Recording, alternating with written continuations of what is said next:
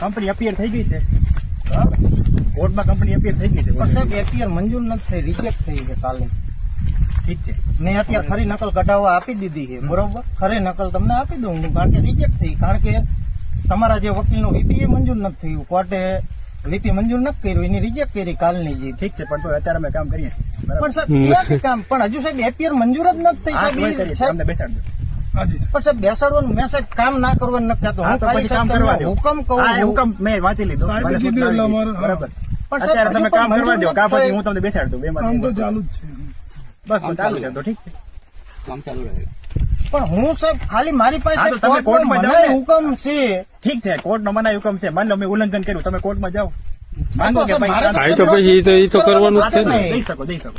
બરોબર. મારે શું કરવાનું સાહેબ? મને કોર્ટે મને હુકમ આપ્યો, તમે ન કરો. મારે તો સાહેબ અહીંયા હા, તો- જવાનું થશે. હા, મારી પાસે તો કોર્ટમાં એક જ રસ્તો હોય. હું ક્યાં કહું? સાહેબ કહે છે ને જવાનું. કોર્ટમાં જવાનું થશે.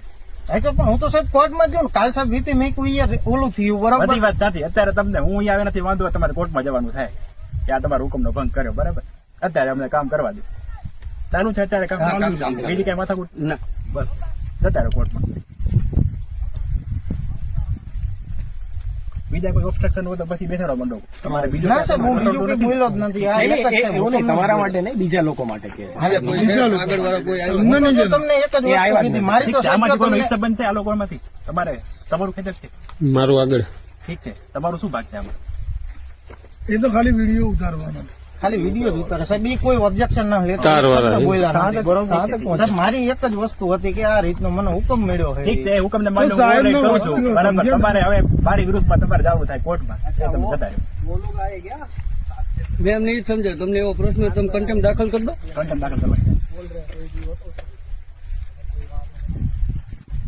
આમાં સાહેબ ચાલુ કરવાનો તમને હુકમ તો આપ્યો હશે ને. હું ખાલી એવું કહું ના, છું નથી કે આપ્યો. તમે- મેં હુકમનો ભંગ કરું છું તો હું તમને કહું છું મારી વિરુદ્ધ જાઓ તમે.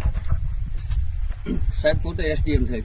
આ તો હું ઓળખું સાહેબ. એમના સાહેબને હું 2-3 વાર મળેલો. હું ક્યાં ના પાડું? એટલે સાહેબને તમે એમ કહો કે એમને હુકમ ને સાહેબ પોતે જ હુકમ છે. પણ હું ક્યાં ના પાડું છું સાહેબ? હું ખાલી માન લો કે મને- મારા મેં હુકમ કર્યો કે ભાઈ આનું આમ કરી નાખો, એ પાલન નથી થતું કે મારી પાસે આવે ભાઈ આની અમલવારી કરો એટલે મારે કરાવવાની થાય.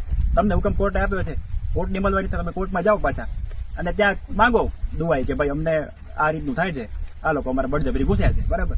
કોર્ટ ફરીથી હુકમ કરશે, અમે પાડશું. બોલો હવે તમારે કોર્ટમાં જવું છે કે પોલીસ સ્ટેશન આવવું છે? સાહેબના હુકમ કોર્ટમાં જ જવાનું. હું હા, ક્યાં તો ના